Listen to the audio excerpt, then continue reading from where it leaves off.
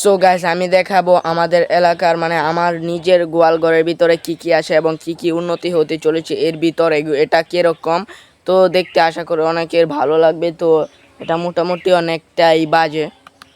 So এই বাড়িটার মধ্যে যে মুরগিটা যেখানে দেখতে পাচ্ছেন এর পরের অংশটার মধ্যে কিন্তু রয়েছে খামার ঘর। এটা এখন তো আমার ভয় করছে কারণ ঘরের ভিতরে অনেক মানুষ রয়েছে। তো আমি এখানে কথা বলছি, তারা হয়তো শুনতে পাচ্ছে আমি এখন কিরকম ভাবে ওইখানে যাব কিংবা ঢুকবো। তো আশা করি আর ভয় নেই, আমার এখন যেতেই হবে। সো গাইস, খামার ঘরে ঢুকাবার আগে দেখি এখানে হাঁস মুরগি এসে দাঁড়িয়ে রয়েছে। তো এখন কি করব?